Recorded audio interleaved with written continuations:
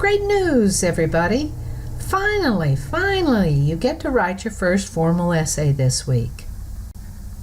And this is where all of that annotating, note-taking, forum writing, diagnostic essay, and whatnot can really come in handy for you. So you'll want to gather some of that up as you're getting ready to start the assignment. First, let's look at the assignment and see what you're being asked to do. You're going to be asked to defend an argument with concrete supporting examples. We'll talk about examples in just a moment, but notice the end paper, the final paper that you should submit, will be 3 to 5 pages, double-spaced, and set up according to MLA format. There's a sample essay in your book on page 805 if you want to take a look at what the formatting will be before, during, or after you start writing. The final draft of the essay is going to be due Sunday midnight. For those of you who like to get feedback before a grade gets assigned to your writing, you will have an optional form for submitting a rough draft to get feedback on the paper. The only thing I ask is that you please post the rough draft, copying and pasting the essay into the forum window by Friday midnight so that I can have Saturday morning to read and think about what you've done and give you the kind of feedback that will be useful to you. You might also consider giving some of your peers feedback, though that's not required on this first essay. Now, let's take a look at the prompts. You have quite a bit of latitude, and if you have a better idea from one of the prompts I have here, let me know early in the week, and I'll bet I'll go for it. But prompt number 1 gives you a chance to pull back out that diagnostic essay you wrote during week 2 and to extend and deepen whatever thought you put into that, improving your essay structure, adding MLA documentation, beefing up the examples, and so forth to defend the thesis that you set up. Of course, you might be sick of that topic, so you could choose number 2, which asks you to move on to Arthur Schlesinger's essay, the one you read last week. If you choose this prompt, I ask that you pull from that essay in one source that you find for yourself and consider a couple of the questions below as an essay starter. You could set up an argument that provides an answer to how you think America could resolve racial or ethnic tensions that currently divide the country. Or you could focus on very current event, our current president's proposed ban on Muslim immigrants. Should that be national policy? Create an argument and defend your response.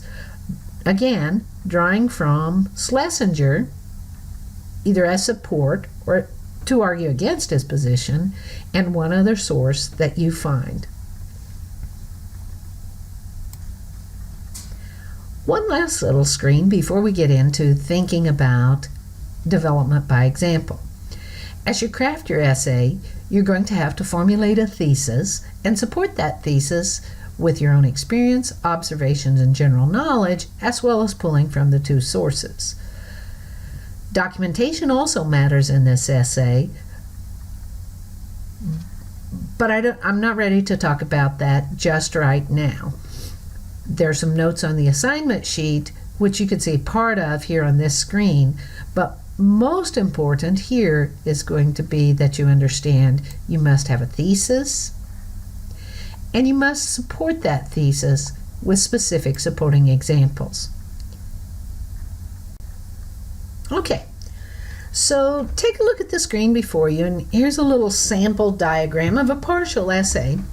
Let's say I wanted to revise my diagnostic essay, and my thesis had been something along the lines of attention to detail can be a life or death matter. That's not a great thesis, but it's a working thesis right now. If I have that as an idea, I want to think up some important supporting examples.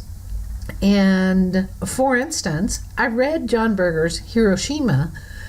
There's a great lot of information to pull from, showing why the details of lived experience make such a difference when we're considering the imminent possibility of a World War III. But I don't want to stop with John Berger.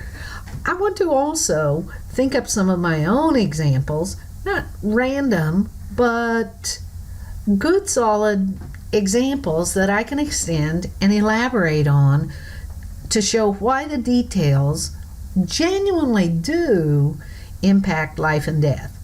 Well, down here, my third tier illustrates for you the fact that I can't just mention the example and gallop on. I have to have details and elaboration to show why that example matters, fleshing out my essay in a persuasive way. Okay, well, let's say I want to head in the other direction for a moment. The second prompt, the one growing out of Arthur Schlesinger's essay, has caused me to think about ethnicity, diversity, and what that means in America. I'm also deeply troubled by some of the current controversies, and say my brain arrives on the topic of the proposed ban on Muslim immigration. I might think it's a good idea, or I might not think it's a good idea. For the purpose of this activity, I'm going to argue that it's not good. So my tentative thesis is the United States should not impose immigration ban on Muslims. Well, why not? I have to have some good reasons. I can't just stomp my foot and say because I said so. It might occur to me that most heinous crimes, and violent crimes at least, in the United States history are committed by U.S. citizens. For example, school shootings over the past 5 years have been done almost entirely by disenchanted white male shooters. Of course, if I make that claim, I need to prove it by talking about some of the specific shootings, who the specific shooters were, and showing the carnage of that violent crime. It's also occurring to me that I could talk about drug-related crimes, including human trafficking within the United States. In most arrests, United States citizens themselves have been responsible for that activity. Okay, that's one direction I might head, but I might also want to argue that I don't think profiling on the basis of a religion or ethnic origin is in line with the founding documents of the United States. Or in other words, it's a violation of the philosophy of what it is we're trying to preserve in America. If that's my argument, I could do a lot of things. I could create an analogy between the proposed Muslim ban and the profiling of some other ethnic or racial groups in American history. I'd have a whole lot to choose from because almost no group of immigrants has made its way into the United States without having some pretty harsh treatment. I could talk about the Irish in the 1800s or the Chinese who were treated deplorably. I could talk about African Americans, Native Americans, Japanese Americans. I could go into the hostility between religions. For example, the treatment Mormons received.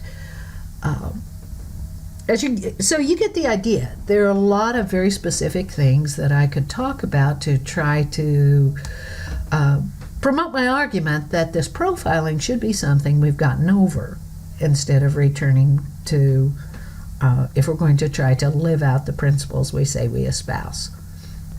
So the thing to do now is start thinking. Look at the writing you've done so far. What has been most interesting to you? You have a lot of note-taking, and you've done some fabulous forum posts over the last few weeks. While you're thinking, watch the tutorials below on setting up a good thesis and writing a good introductory paragraph, which is really half the battle. Don't forget that you want to support your thesis with concrete examples. Some of those examples will come from the 2 essays that you're responding to, and some of those examples will come from either your lived experience, your knowledge of history, your observations of other people. I'm excited to see what you come up with. Have a great week and enjoy the writing.